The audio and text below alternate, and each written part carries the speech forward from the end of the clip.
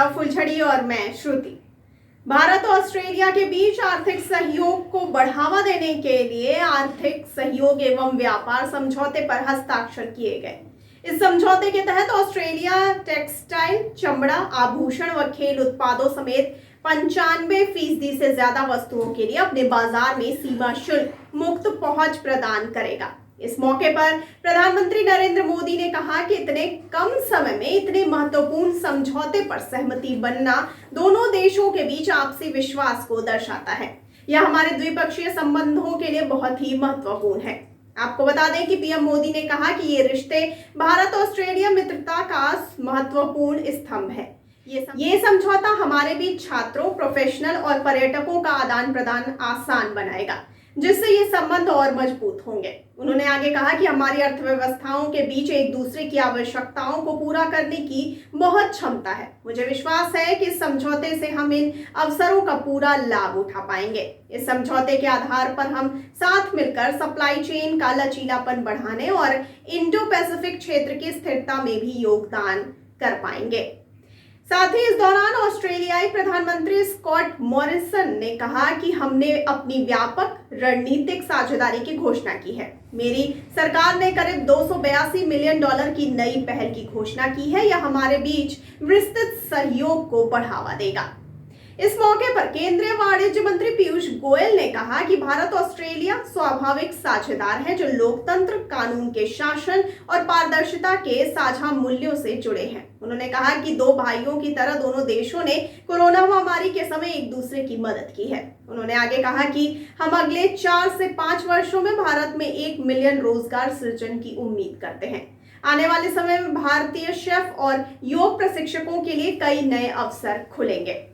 आपको बता दें कि पीयूष गोयल ने आगे कहा कि हम व्यापार बाधाओं को दूर कर रहे हैं, जिससे भविष्य में व्यापार दोगुना हो जाए। अगले 5 वर्षों में द्विपक्षीय व्यापार को मौजूदा $27 बिलियन से लगभग $45 से $50 बिलियन तक ले जाने की उम्मीद है। केंद्रीय मंत्री ने कहा कि ऑस्ट्रेलिया में 1 लाख से अधिक भारतीय छात्र रह रहे हैं और पढ़ रहे हैं। हम पर्यटन को बढ़ावा देने के लिए वर्क और हॉलिडे वीजा व्यवस्था पर विचार कर रहे हैं।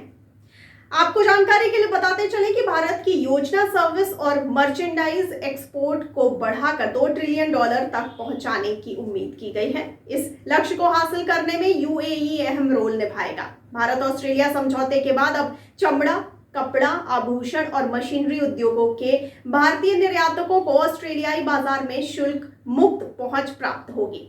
भारत में केंद्रीय मंत्रिमंडल और ऑस्ट्रेलिया में संसद से मंजूरी मिलने के बाद यह समझौता सहमत तारीख पर लागू होगा। इस समझौते के लागू होने के बाद पहले ही दिन भारतीय निर्यातकों के लिए 6000 से अधिक टैरिफ लाइनें बिना किसी शुल्क पर उपलब्ध होंगी। आपको जानकारी के लिए बता दें कि भारत के लिए ऑस्ट्रेलिया 17वां सबसे बड़ा कारोबारी साझेदार है और ऑस्ट्रेलिया के लिए भारत 9वां सबसे बड़ा साझेदार है। दोनों देशों के बीच 2021 में माल एवं सेवाओं में द्विपक्षीय व्यापार $27.5 अरब था। 2021 में भारत से वस्तुओं का निर्यात $6.9 अरब का था और आयात $15.1 अरब था। भारत द्वारा ऑस्ट्रेलिया को निर्यात की जाने वाली प्रमुख वस्तुओं में पेट्रोलियम उत्पाद, टेक्सटाइल और परिधान, इंजीनियरिंग सामान, चमड़ा, रसायन, रत्न और आभूषण शामिल हैं। आयात में मुख्य रूप से कच्ची सामग्री, कोयला, खनिज और मध्यवर्ती सामान भी शामिल है। और आइए अब जानते हैं भारत व ऑस्ट्रेलिया के मध्य प्रमुख ऐतिहासिक संबंध कैसे रहे हैं। आपको बता दें, वर्ष 2008 में भारत और ऑस्ट्रेलिया के बीच पारस्परिक विधिक सहायता संधि और प्रत्यर्पण संधि पर हस्ताक्षर किए गए थे। वहीं सन 2009 में सुरक्षा सहयोग पर एक संयुक्त घोषणा सहित रणनीतिक साझेदारी के लिए दोनों राष्ट्रों के बीच द्विपक्षीय संबंधों का उन्नयन हुआ।